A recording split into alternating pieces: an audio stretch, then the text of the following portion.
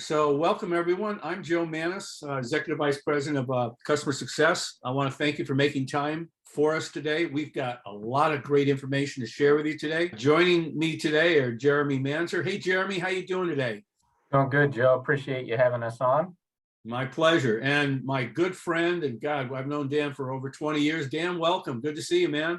Yeah, good to see you, Joe. Thanks for having us on. We really appreciate it. Look forward to having a nice dialogue today. Yeah, we definitely will. You can see Dan's the Director of Integrated Marketing Solutions and Jeremy's Strategic Account Manager. These guys are in the thick of it with customers of all sizes, small, medium, and large corporations solving today's challenges. So I couldn't think of a better partner to have on the call with us today. So you're going to get some great insight from the guys.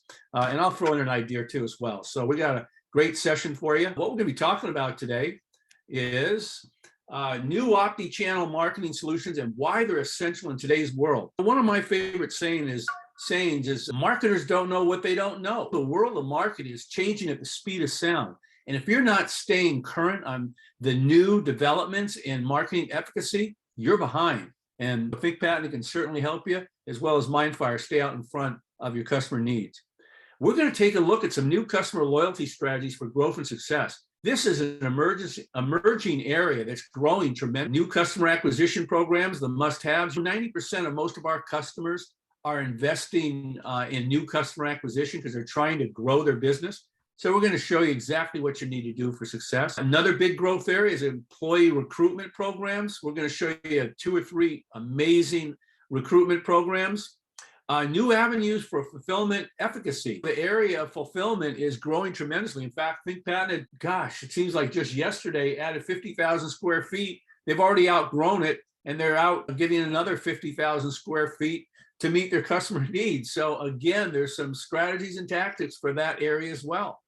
And then we're going to wrap up with some fully integrated marketing programs that show you what you need to do today in today's world. The questions that many of you asked about today, I'd say 90% of them revolved around, in this crazy world, how do I create new opportunities with my customers for business development?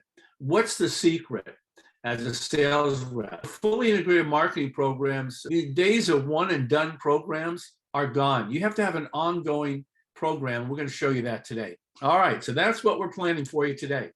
So let's start with ThinkPatent. Just take a moment for those ThinkPatent customers that are here today that don't know about ThinkPatent. And let's just talk a little bit about ThinkPatent. Dan and Jeromy, go ahead and jump in, gentlemen. Yeah, thanks, Joe. ThinkPatent, we're located here in Dayton, Ohio. We have a 130,000 square foot facility with manufacturing and fulfillment services underneath that roof, and we're actually leasing additional spaces. Joe mentioned we're continuing to grow.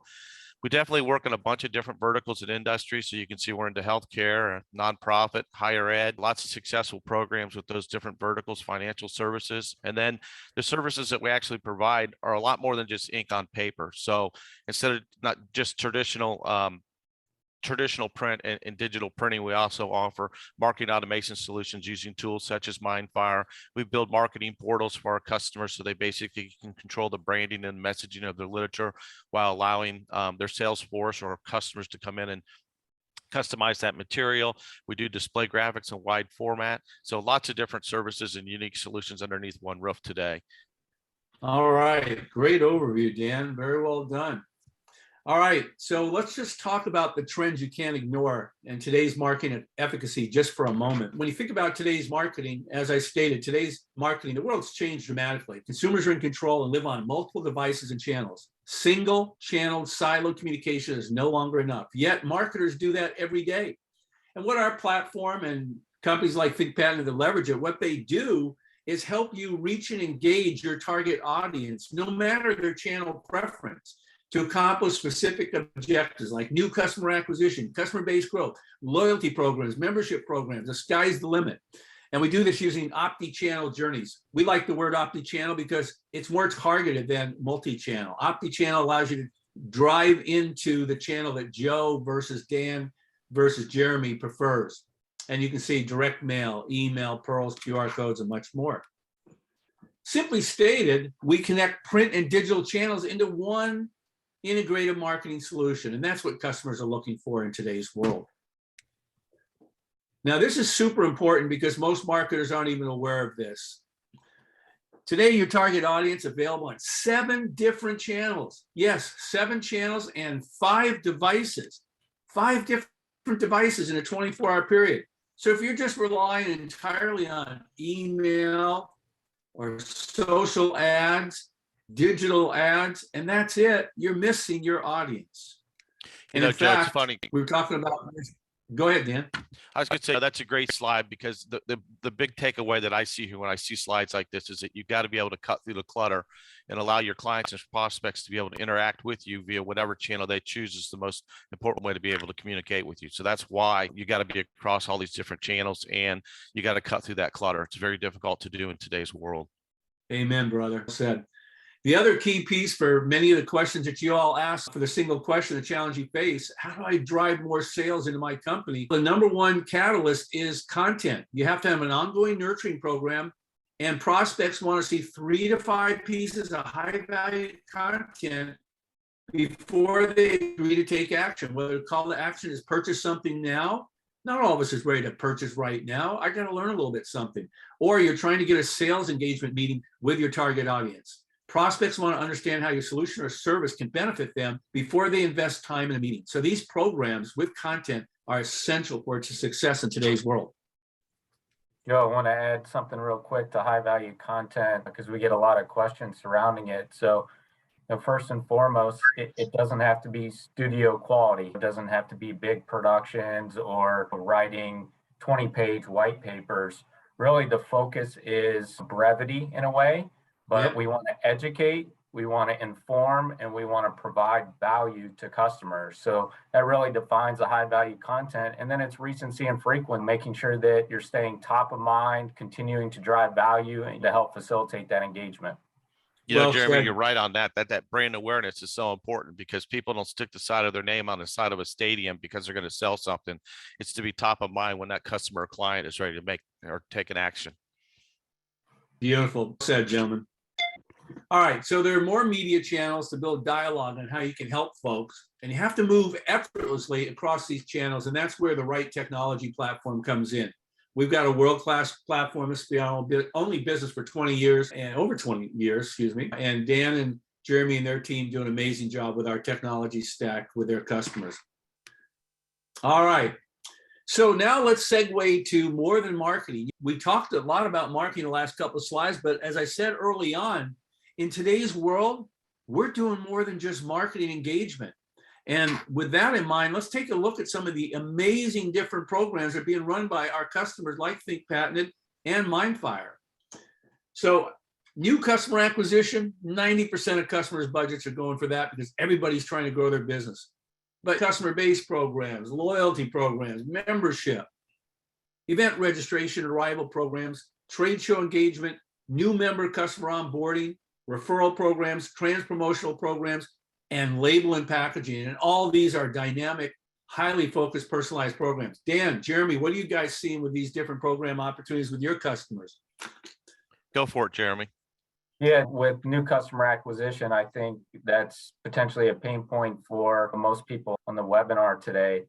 And we said earlier about producing high value content, educate, inform, provide value. So we have to have that steady drumbeat of being able to get things, facilitate that branding and awareness.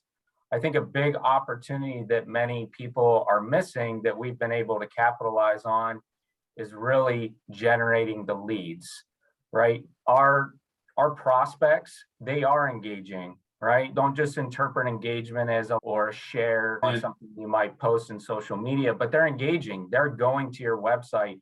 There are technologies out there and some solutions that we implement that will actually take an anonymous website visitor, somebody that's coming to your website, and can convert that to a business lead or convert that to a residential lead.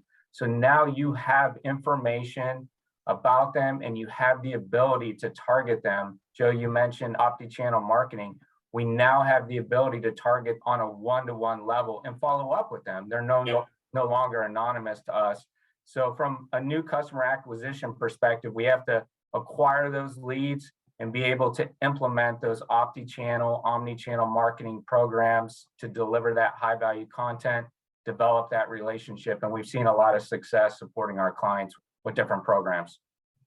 That's beautiful. Awesome. The other point I want to make here, folks, is that when you're working with, and everything Jeromy just described is available on our platform from a capability standpoint, but when you're working with your customers, I can't tell you how many times that I've created a major opportunity for our customer by talking to the VP or EVP of marketing and asking that man or woman, hey, you're talking a lot about impressions. It's obvious one of your agencies is doing a lot with impressions, but tell me, how many of those impressions actually converted to an actual sale for your company? Can you talk to me about conversions? And 90% of those marketing execs cannot tell me the conversion of those impressions. That's what I focus on. And I would encourage you to focus on conversions with your customers because that's what pays the bill. All right, moving on. Then let's talk a little bit about vertical market opportunities. Now, Dan, when he started today talking about Think Pattern, you saw some of the different verticals they're involved in. I'm going to start at the end in mind, and that is that really any vertical that wants improved results can benefit from working with Think Patent or the MindFire team. B2B, B2C, we've got equal success in both arenas. Small SMB companies, medium, and even some of the largest household brand names we're all working with. And there's a reason for that. The experience and expertise that we have with the strategies and tactics necessary for success. Now you see here a short list, not for profits, higher education, retail, insurance, healthcare, financial services, manufacturing, hospitality, restaurant, telecommunications are just some of the hotbeds that we all spend a lot of our time on. Dan, any other thoughts on some of the other vertical markets and what you're seeing out there today? No, I think that what's really important to understand is no matter how large of an organization you are, you could use these solutions and tools that we're speaking about today. And the importance of being able to walk before you run is really critical. This can be overwhelming for some clients and even for some service providers that are out there. And if you walk before you run, you can succeed. So you've got to take it easy, start slow, look at your legacy programs and marketing efforts that you're doing today, and then look at how you can apply the new tools that are out there and help improve your results and then move forward that way. Yeah, totally agree. Jeromy, you have any thoughts on the vertical opportunities? I think really what we have to do is in some ways break out of our comfort zone a little bit. We're vertical agnostic. You can look at really any business and identify a problem. So we have to do our research. We have to identify the problem or the challenge and then how that aligns with the solutions that we provide, and then be able to communicate that very clearly and concisely to them. We really have to break out of the mode of just simply branding and awareness. We have to do the work for our prospects, for our customers, help them with that problem identification, and then really propose the solutions to solve those problems. So you can look at all of these industries as well as many others and identify a challenge or a problem. And I'm sure we all have a solution that can help them with that. And that really helps facilitate the relationship and the engagement. Yeah, I totally agree. Great addition. The other coaching tip I would offer everybody on the call today is as you're working with different companies, there's a lot of companies out there that have technology stacks in-house that they're leveraging. And so sometimes our partners don't see it as an opportunity to help these companies. But one of the approaches I found very successful for myself and my customers I partner with in new opportunity development is I like to say, where are you experiencing a gap for a program opportunity that you're trying to solve? And for those gaps are often some amazing opportunities for you and your team to go in. You know, maybe the first gap is your customers doing direct mail with you, but they're not optimizing or leveraging a QR code. That's a gap, because the results we're seeing from QR codes today are absolutely amazing. Let me give you another example. I was back east in New Jersey with one of my customers making a call on a super big manufacturing company in 25 countries across the globe. And they had a big technology stack, CRM, doing an amazing marketing job. But when I asked the VP of marketing, because my poor customer was dejected when he heard they're using Salesforce and Marketo, all of a sudden they said, oh, there's no opportunity here. And they were ready to leave. But I kept probing and asked the question of the EVP of marketing. I said, let me ask you this. We're not here to replace your Salesforce or your Marketo, but what gap do you have that drives you nuts that you want to test maybe a new program or something that you can't do because your team's too busy? And he said, bingo, Joe, I want to test some new ideas in a couple different markets. My team doesn't have the time. So we want to do a couple little different tests. I said, let us be your innovation incubator. We'll run the tests for you. And then if they work well, you guys can bring it in-house. Or you don't have time, we can continue to build them for you. He goes, bingo, let's go. So again, even when it looks bleak, there's still opportunities if you pull back the layers. Yeah? Yeah, it doesn't have to be transformational, Joe. It's simple. It's incremental steps that help facilitate engagement or create lift in sales. So it's small things. And I'm sure we can all look at different execution tactics and just find incremental ways to improve them. And 1% increase in engagement or 1% increase in sales is a huge ROI for a business. Totally. All right, cool. All right, let's start with some of the use cases. We're going to start with higher education. This is an account I know really well because I've flown to this account with Dan more than once. And so I'm going to let Dan kind of tee this one up. Great university. Dan, it's all you, brother. Sure. This is actually the University of Dubuque in Iowa, and they had a problem with a shrinking population of students and lack of enrollment and not meeting their goals and things that they wanted. They needed a solution to be able to help improve upon that. So we looked at their legacy system and the way they were going to market and what they were doing, and we were able to bring in and help them automate the solution going forward. And what we were able to do is to take and personalize all the outbound communications to prospective students, help them build a relationship with the students as they were sophomore, juniors, and seniors, and then help them increase applications and enrollment rates. So we were able to take them to the largest class that they ever had in school history of up to 636 students. So they were very thrilled with that. But there's a tsunami or a big wave that's coming into higher education right now. This program we actually started about 6 years ago. And even then I was speaking to that point. And today it's even worse. It's the fact that they're located in the Midwest. There's a migration of high school seniors or students, potential new students, because the population is moving to the south or to the coast for better employment opportunities. They've got competition with other schools in the area that are lowering tuition and subsidizing it, which is a big problem and issue. So we needed to be able to get their message out and build that relationship with them. So Joe's got a flow chart that's set up here that basically shows how you can automate that process, or how we automate that process using the MindFire solution. Joe, you were going to say something? Yeah, I was just going to say, Dan and the team do an amazing job of designing exactly the technology solution necessary to meet the customer need. But you don't eat the elephant in one bite. We start simple with 3-4 channels here: direct mail, email, social media channels, and now success and you're growing. This is what this program has grown to under Dan's leadership. Yeah, now we've incorporated a lot of the social media channels. We've versioned the messaging by the different degrees that people can get, and we know that information in advance. So we specifically speak to them about the program that they're interested in. And then with the solutions that we have through MindFire and stuff, if we're recruiting a student that's interested in the nursing program, they go online and they tell us that they're actually interested in a biology program, then all future communications going forward switch to the imagery and the messaging about the biology program.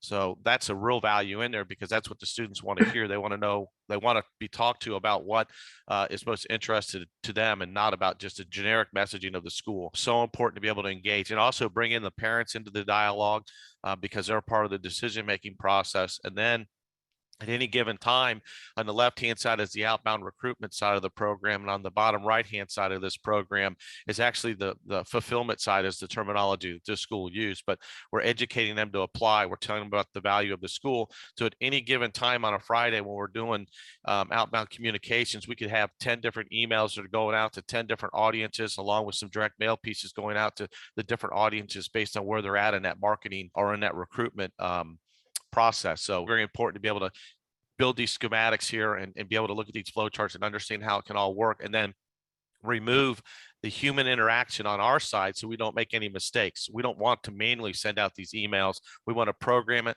let it run, and then go in and massage and nurture these programs in real time, because it is fluid and we can make changes. We can add things or remove things in real time. So that's not a problem or an issue.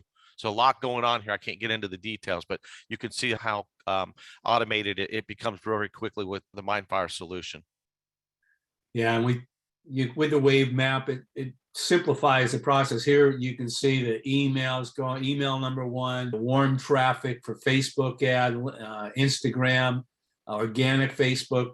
And if you don't understand what those terms mean, cold ad, warm ad, organic ad, we train our customers on. There's a real art to executing engagement on social channels, direct mail, and then there's ringless voice messaging, SMS. Dan had it all there. You know what I find interesting, Dan, is when you get as deep as you are, you've been with Dubuque, I don't know, 6-7 years at least, you literally become a part of the Dubuque team, right? Can you imagine them waking up some morning and saying, let's bring someone else in here and start working with them? Can you imagine that? The other part about it is that they use, all these schools are using CRM systems, Slate, Jezebel, the different solutions that are out there, Black Bomb, so on and so forth. And the problem with that is they do offer a marketing module, if you will, inside those programs, but they're not as sophisticated as what we're able to do. So keep in mind that we're able to go in and integrate back into the CRM systems with people and send information back in. It's important to the schools so that the counselors can follow up with the low-hanging fruit while we're continuing to nurture potential students and adding in lead scoring and so on and so forth before we send those leads or those potential students back over to the counselors for the one-on-one communications and so on and so forth. So a lot going on in there. It's very complicated in higher ed today from a recruitment standpoint. But at the end of the day, you can see here we had over 200 applications that came in, put 636 students in the new class, which was the largest in the history. But 67% of the responders that we had come in were the actual people we had targeted and marketed to out of the gate. So our messaging was resonating very well with the audience that we were focused on. It wasn't about the numbers. It was about finding the right students and focusing on that database or that data set of students in order to garner the greatest. Instead of the spray and pray, we wanted to really focus and develop quality leads to come into the school that would apply and enroll into the school. Yeah, beautiful, Dan. Great job. I just really love this program. Joe, I just want to add something real quick. These are exceptional programs. We have a number in place in higher ed and even similar ones across other industries. But as Dan touched upon, it's really about personalizing and customizing the journey. And the personalization is being able to, deliver communications that are personalized to the individual. They start to see themselves at these institutions. You're starting to develop that relationship, and then customizing the journey. Again, we're beating a drum here, but the Optichannel marketing, we're casting a wide net in terms of our channel selection, but then giving these prospective students the opportunity to decide what channel they want to communicate in. That could be text messaging, that could be printed materials, it could be email. There's a lot of different opportunities. So you really customize and personalize that journey for them. And that's what customers, that's what prospects expect. Amen. Beautiful. All right, here's another little use case. You renamed this solution, and let's talk a little bit about this one. It's a recruitment program. Yeah, it's interesting because you see we're moving from student recruitment over into employee recruitment, and it's still the same challenges. It's just that you've got to use different messaging and different ways to go out and reach your audience. And I think today, anybody that's in business is having a struggle, whether you're in our vertical or any vertical that you're in. How do you recruit new employees? If you're in healthcare, how do you get new nurses or doctors to join your network? Or in this case here, this is a large manufacturer, has a lot of people they need to employ in their plant. They're growing, and they were just trying the traditional online recruiting efforts and going to different job fairs, if you will. And so they needed to get their message out in a different way. And so we decided that after having some conversations, they wanted to be able to, first of all, build their brand recognition in the community where they were at, because they were an employer, but they didn't really market what they did into the community and how they were helping the community. So we wanted to build awareness of that, and then build awareness of the benefits of working in their location with potential employees. So identified, if you go to the next slide, Joe, we were able to identify I think it was a 30-minute radius or 30-mile radius of the manufacturing plant itself. We decided that we were going to focus on households with certain education levels and income levels. And so we were able to go out and reach these people and deliver things out. But some of the solutions that we were able to do is a unique solution that's on the website, with the ability to be able to identify website visitors specifically to the employment page or the opportunity page, if you will.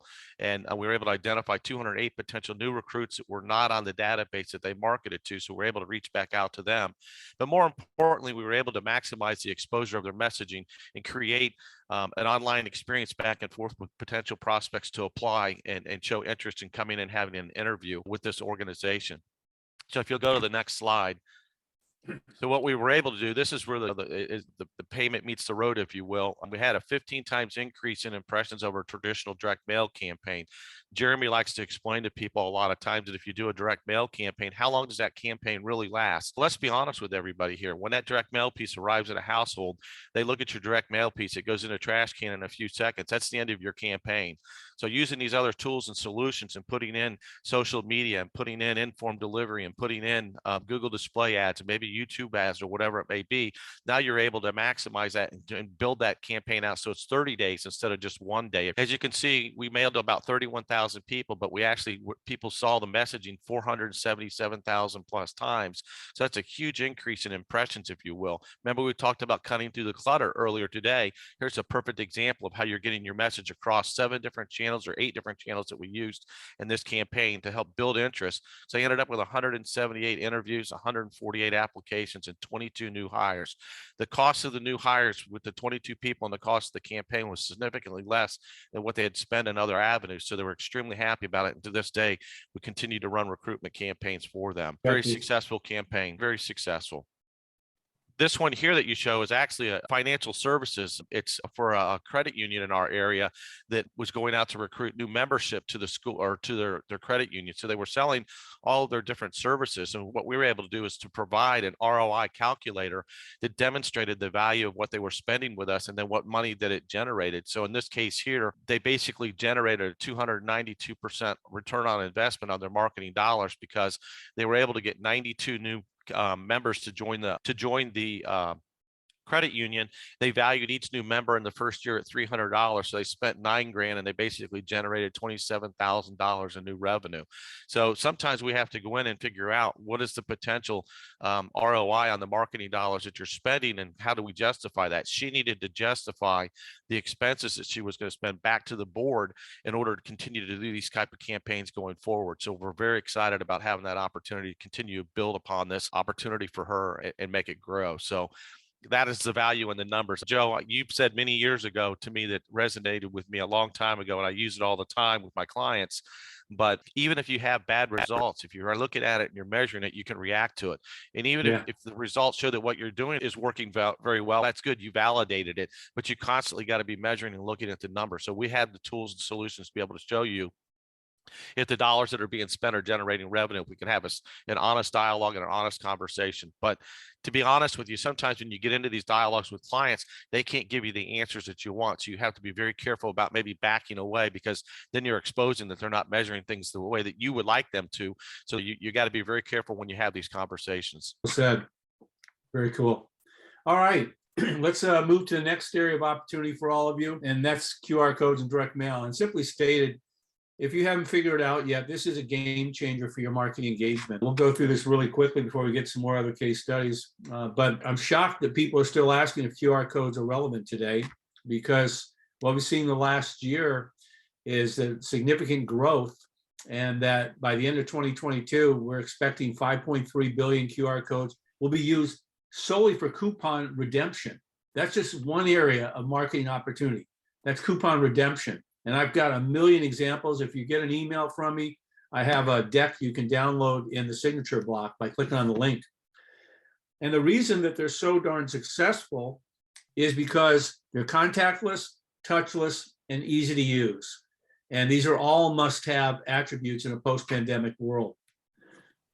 When we think in terms of the 4 big reasons why, the main drivers for success, one, every mobile phone today has a QR code reader built in it, and it works, unlike apps of the past. There's new COVID use cases that everybody got comfortable with, like menus and coupon download, and 56% of mobile users do everything on their phones. So you're opening up a potential opportunity immediately.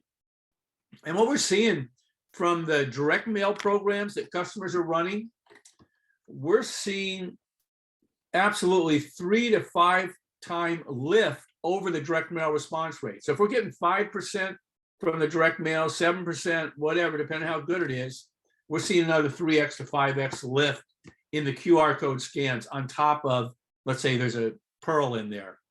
So really driving significant results. Here's the example we just looked at. This realtor because folks want to know in my area what their house is worth. And there's only 3 homes in 17 villages in my area available on the market. And so we're still increasing. So this realtor immediately gets their contact level from the landing page where they provide it to them. So she's building a prospect list. That was the number one question for many of you before this webinar is, how do I build a prospect list? Use the technology.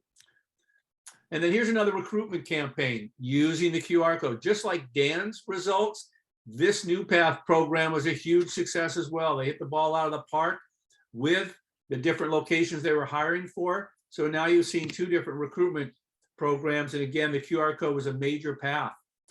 In addition, we have the QR code for donor programs. I saw in the queue a number of questions on donor programs versus higher ed. We'll get to those when we get to the Q&A.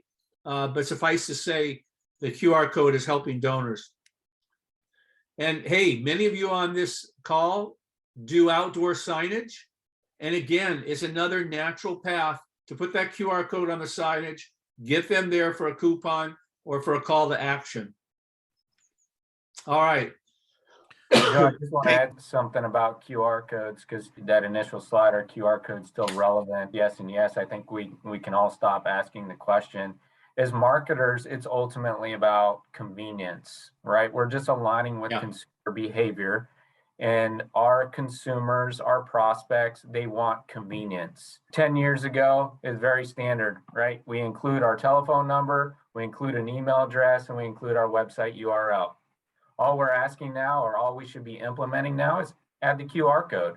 We're offering an additional channel of convenience, and we're giving the prospect, the customer, the opportunity to decide how they want to engage. So just make it standard in all of your marketing execution tactics and implement it in there, and for convenience. And I'm sure even some people, as they see now, and I think it was during a major sporting event not too long ago, there's even national brands that in their television commercials are putting QR codes, because all it takes is a quick grab of the phone. You scan that and boom, you're right onto their website and navigating your journey. So just implement it, and then we won't ask anymore if they're relevant. Just to pile on top of that for just a second, don't forget about the value of QR codes inside. When you look at the customer journey and they buy a package or a product from you, you should be adding QR codes into the instructions and things like that, so that they can go ahead and see videos on YouTube on how to assemble a product or service. Amen. Or how they can learn some training tips for whatever it may be, that whatever vertical that you're in. But those QR codes on the actual packaging itself and inside are invaluable going forward to continue to build that relationship with which is a current customer at that time too. So keep that in mind. And then the ability to measure those QR codes, because you can put unique QR codes. So if you're doing outdoor signage, Joe, where's everybody coming in from? Is it the front door or the back door? You know what I mean? We can figure that out with a QR code. You can track that, and you know what bucket to put more money in, because you're getting better results from it. So true. Absolutely. And there's so many different use cases. Getting the experts on a call, they're going to be able to show you a lot of different ways to do it. All right, let's talk about financial services for just a few minutes. So we talked about journey maps. Here's a new customer onboarding journey map. And what I love about this is it marries print and digital channels together. And so I want you to get your head wrapped around the fact we got a new customer, so we sent them a welcome email day 1. Day 5, they receive a welcome packet printed in the mail that has additional programs that the bank or credit union customer might be interested in. Day 10, they get a supplemental income tool. Some of that content we talked about earlier that educates them on additional areas of opportunity within the bank or credit union. Then they get a letter printed on the supplemental income tool with a call to action to visit the site. Then on day 20, we get a salary calculator email so they can see what they can qualify for, additional loans. And guess what? Day 30, the bank or credit union, not all, but some, are now approaching their customers to see if they're happy in their current career. They're now approaching customers as potential employees of the bank. You see an email on day 45, job listings, and then day 60, we got a gift card. The MindFire platform has an Amazon gift card into gift services built into the platform. And so day 60, we're offering our customers a gift card. Excuse me. Now, The thing about creative, especially in the financial services, is it matters. The messaging, the call to actions. So I've got some different examples in here as you download and look at the deck later. Here's the Amazon gift card use case. Again, a letter, token of our appreciation for being a valued customer. We get them to the landing page. We get their first and last name, phone. If we have that information in the database, it pre-populates. And then we ask them, we never miss the opportunity, which of the following are you most interested in? New loan, credit line, financial education tools. The other thing that's interesting is we're starting to use 9-digit unique codes in lieu of a Pearl to get people to enter that code to get to their personalized landing page for unique personalized offers just for them. And That then creates a sense of security, Joe. When you're looking at the financial services side, that makes it feel like a secured site. So very important to apply that strategy right there. absolutely. And then from the person right to the application process. Again, as easy as 1, 2, 3, making it super easy for the customer to get what they want and need. And again, good creative.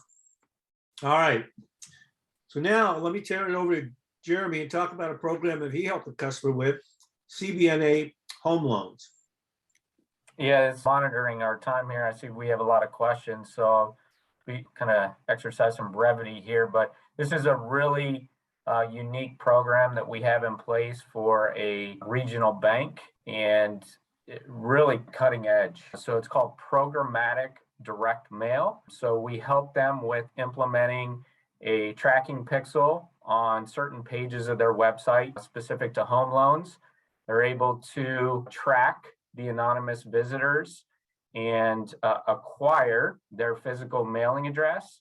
And then within 48 to 72 hours of visiting one of those home loan pages, right?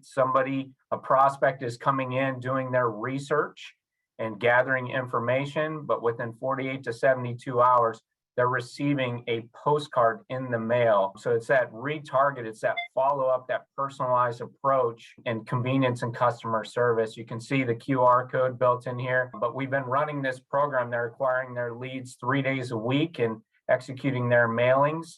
And they've been doing it for about a month now, but really starting to see increased engagement, increased lift. Most importantly, as Joe constantly focuses on, conversions with the completion of mortgage loan applications or home loan applications.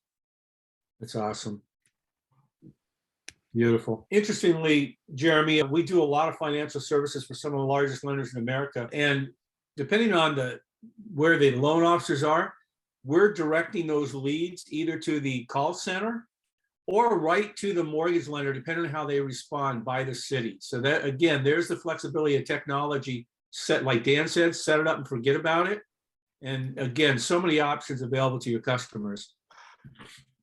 Yeah, we have a parallel program in place for small business for the same bank. It has a different version of a postcard.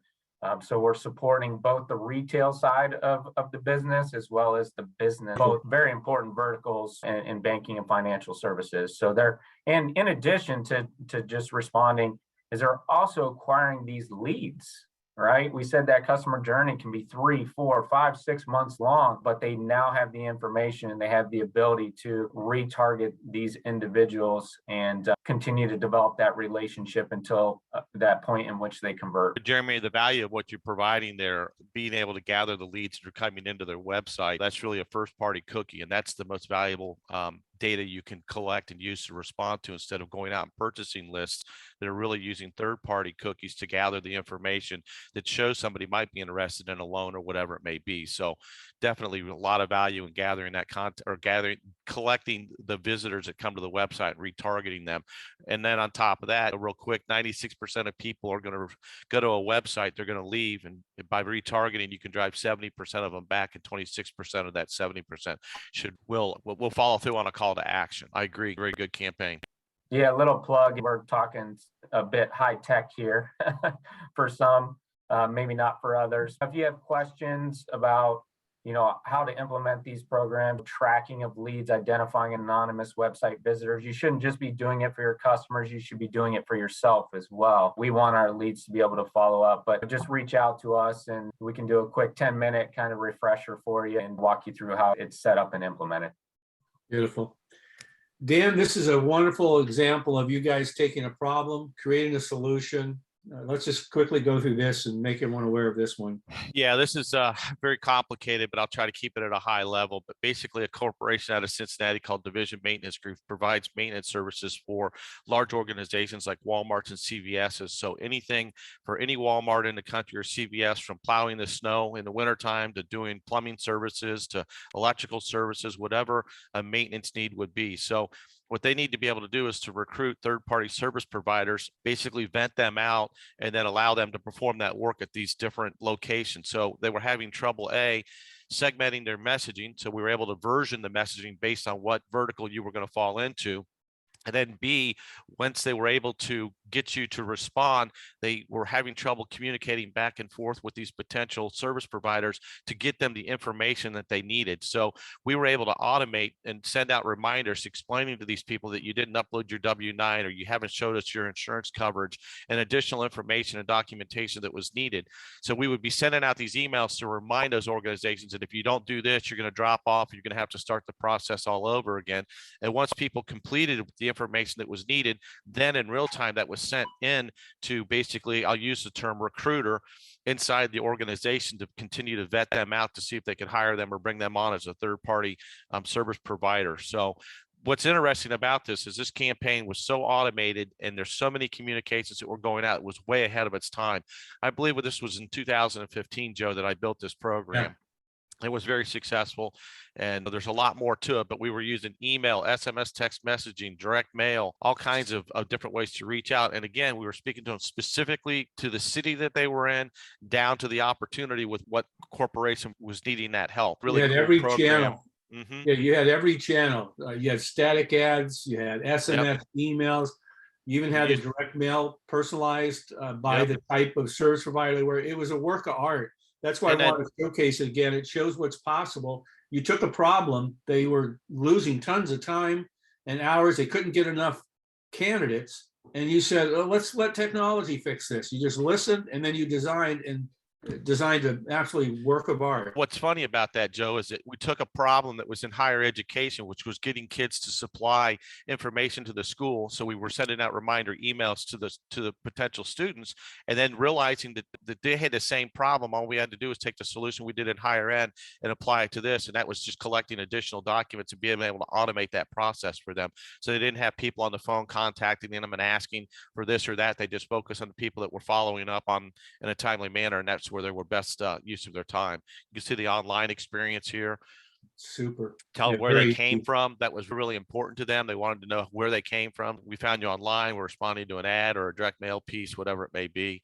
And of course, a lot of this information would have been pre-filled. If we had information on them to begin with, we would have pre-filled all forms. Yeah. So I'm going to hop in real quick because I saw a question come through. I think it's relevant. Somebody had asked about the difference between omni-channel marketing and Optichannel marketing. To just keep it simple, omni-channel, you're casting a wide net. So as you see with this program that we're implementing, you're selecting a multitude of channels. You're communicating in digital, print, text messaging.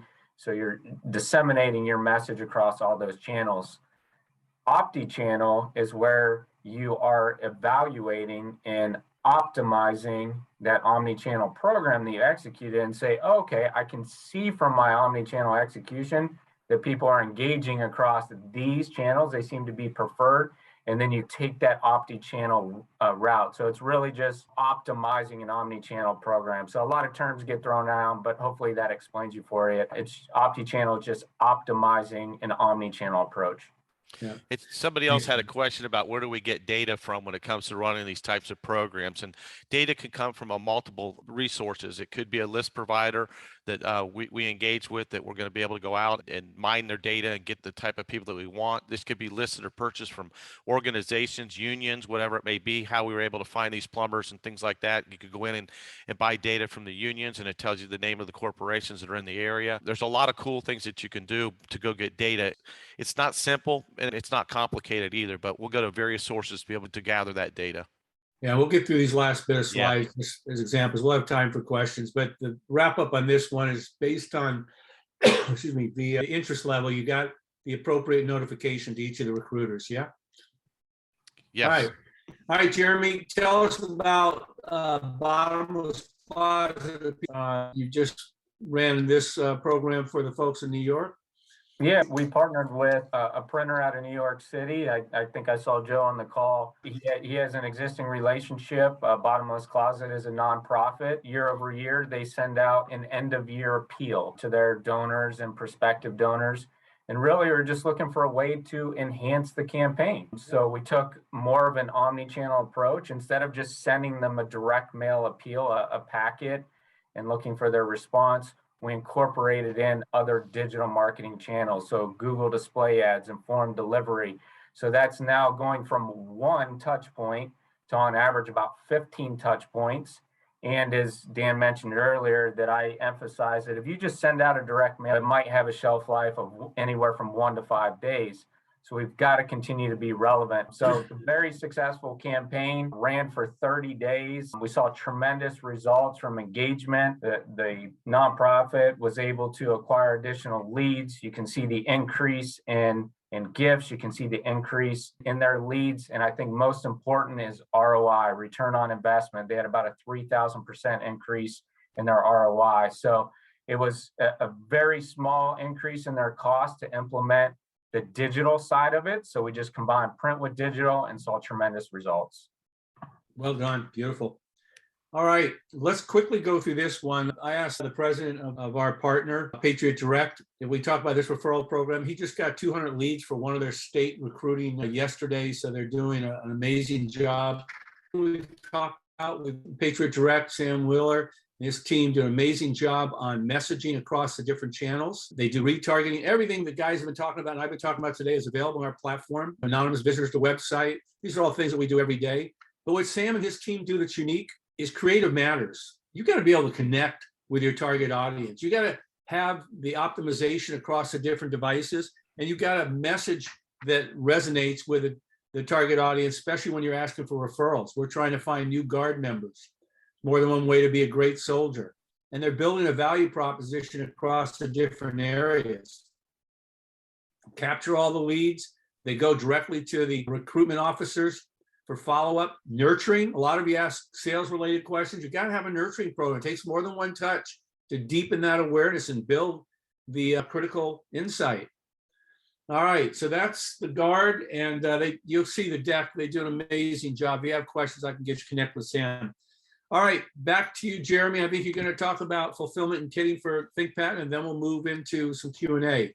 Yeah, you had mentioned at the outset that we had added 50,000 square feet. We filled that within about a month and are now leasing an additional 50,000 square feet. So the expansion and fulfillment and sampling and warehousing just continues to grow. So huge opportunities there, but really, it's about two things. One, supporting sales, supporting marketing, and most important, supporting customers and being able to get inventory to market quickly. So we've got a number of clients in different kind of use cases. I'll focus on two. We have one customer that I would say 95% of what they warehouse with us is just physical inventory. We leverage a technology, a website, a storefront, that they have a user list. Their sales force is global, and they're able to log in and they're able to place orders that are fulfilled right out of our inventory on demand. We have other cases where clients have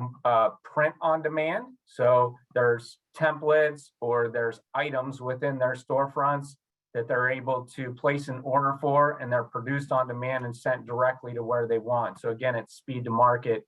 And then we're seeing there's a lot of opportunities with sample. We have one client in particular that through their website, customers can request samples of their products. When they submit that request, it comes directly to us and it's filled same day or next day, sent directly to the customer. And now they've got a physical sample and a variety of things that they can look at. They have all the information, and they've been executing that program for almost a year now. And they're seeing a huge lift in their conversions because they're being able to provide that convenience to customer and deliver them physical samples of products. So we do a ton in inventory and management and fulfillment solutions. Awesome. That's absolutely fabulous. So as you can see, we've touched on so many subjects today. I think Pat, that's helping their customers. Let's wrap this up and get some questions. And if we have to go a few minutes long for all the questions, I'm happy to do that. So the key takeaways from today, whether it was Jeromy, Dan, or myself, you have to leverage new innovative solutions to drive improved results. Every customer in the world is looking for ways to grow their company. Using these innovative strategies we all talked about is going to increase conversions and lead to new revenue. And in 2022, you have to leverage multiple channels and devices, and you have to have a nurturing program. You have to have a 6-month minimum commitment to the program to start to see the kind of results you want. You can track and measure any campaign metric you like, along with conversion and return on investment results. And we can augment existing programs or build a new one with all the elements you need for improved results. All you got to do is ask. Guys, key takeaways, any wrap-up points for you before we go to Q&A? No, I think we've got some great questions. Excited to hop on those. Yeah, I All right, agree with let's do Jeromy. it. So here's a contact information for all the speakers today. And we're going to send this recording and deck to you. And we will also, if we run out of time to answer all the questions, we will send those out in writing as well. All right, Dan, Jeromy, do you see a couple questions you want to start with? Yeah, Pull it up. one person had a question about Think Patented, and is our approach more of the marketing angle, digital advertising, or more of the marketing services, the print side? We're channel agnostic. Really, it comes down to what is the challenge, what is the problem that we are trying to overcome, and then really selecting the solutions that help with overcoming that challenge. No, we don't aggressively or actively compete in a digital marketing space, but we have technologies that allow us to disseminate or execute communications across digital as well as in print. So it's really about having the solutions available. It's knowing what the problem is and then determining. So I have a 4-step process I do every time. It's first, audience. Who is your audience? What do you know about them? Second, it's your offer and your messaging that needs to align with your audience, and you can do different versioning off of that. Third is channel selection, right? What is the most effective channels, Optichannel marketing, most effective channels to reach that audience? That'll differ based on your audience. If your population is senior citizens, then maybe reaching out to them on LinkedIn isn't the best. There's more direct forms of communication. And then last is creative, designing the creative to meet the audience and their needs, and doing that versioning as well. Hopefully that addresses your question, but Joe's got my information there if you need any follow-up. Yeah, great points. I saw a question number on Think Patented, but I saw, we'll come back to that one, but I saw one about the challenges with working with higher ed and not-for-profit. Let me find that one. Yeah, it says What pain points do you see with not-for-profits and higher ed? Go ahead, Dan. Yeah, what pain points do you see with nonprofits and higher ed? When it comes to nonprofits and higher ed, you've got quite a few pain points. But if we're looking at fundraising, because I see the word nonprofit, you're looking at the alumni side in higher education. It's a shrinking pool of donors that's out there. So how do you go out and identify and communicate to the next generation of donors? This country is getting ready to see the highest shift in wealth ever. Transfer from one generation to the next is taking place as we sit here and speak. I know my father just personally passed away at 86 years old in October of last year. So that shift is taking place right now. So the biggest issues they have are how do they go about implementing new ways of going to market and getting their message out while continuing to lean on their legacy programs that they have in place. So a willingness to step outside the box, maybe implement a smaller campaign and do some testing to be able to get it out, and then segmenting of the audience that they're going after and understanding how those people want to engage with the school and create a relationship with them versus just trying to ask them for money all the time. And then again, on the recruitment side, the biggest issue is a shrinking pool of students that are available, and how do we continue to build relationships relationships with potential students and educating and marketing to them earlier in the decision-making process by starting these sophomore campaigns, junior campaigns, senior campaigns, and automating all that together in one campaign. So it's a Yeah, in mouthful. It goes a higher lot ed, deeper than that, but it's a big issue for them. in higher ed, it's increased competition, and throughout the pandemic, the inability for students to take some of the standardized entrance tests. Those colleges, universities rely on that information to be able Correct. to then remarket or target those individuals. So when that went away, they were all left standing going, oh my gosh, where do we get data from? So data. So being able to support them strategically versus just being their printer is really the angle to take or the approach to take. Two quick questions, I should say points for both higher ed and nonprofits. And we're coming up on the end here. We have a few more questions, but we'll stay on and answer some more questions. And if you have to go, thank you for joining us. But on not-for-profits, requires a new strategy. I could do a 2-hour session on not-for-profit donor programs, but most donors are asking every month for a donation. Are you kidding me? In today's world, are you nuts? So that's number one. You need a new strategy. If you want to talk to me offline, I can give you a deep dive. We did a podcast on this the other day. For higher ed, the student search, the students have been trained not to click on anything. So if that's the case, then you better have what we call warm, cold strategy that allows you to overcome that. That's another topic that we can pick up later. Okay, next question. I think there was a bunch about Think Patented. Do you guys position yourself as a printer, a marketing services, or an agency? How do you answer that, guys? Yeah, we're a marketing solutions provider, a marketing execution company. So from ink on paper, as Dan said earlier, to different technologies and solutions. We have a creative services team. We have web developers on staff. So it's about having robust marketing solutions, and we have all of it to support 360 needs of our customers. And it's jack of all trades in a sense, but they're all necessary to be able to support turnkey programs. And there's certain agencies that kind of all their eggs in the basket with digital marketing. We leverage technologies that allow us to deploy campaigns. So we have different technologies in place that allow us to execute omni-channel campaigns. And then of course, we started as a commercial printer, so being able to print. And the relevance of print is so important. I saw statistics from the Data Marketing Association where direct mail engagement rate on average is about 7%.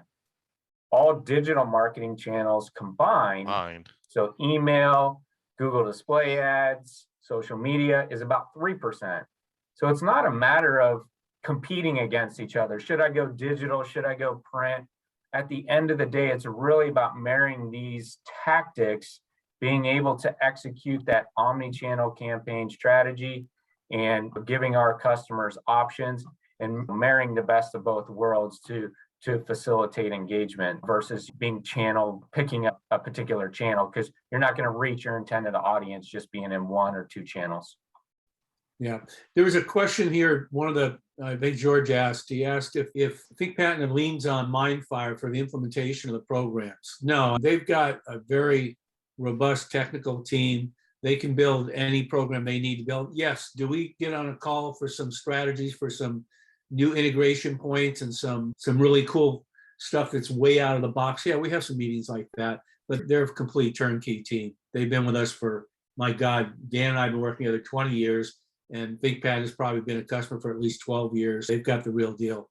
Yeah, and Joe, I'd like to turn that around just in a funny way. It's nice to know that we do have the resources and team in-house, as Jeromy mentioned, the team of developers, but it's always good to know that we can lean back on MindFire for any help or assistance that we may need if we run into trouble or we need to be able to just bounce some ideas off of them. So yes, we do most of the heavy lifting in-house, but it's nice to know that MindFire is there to help support us whenever we need help. We are a true team together.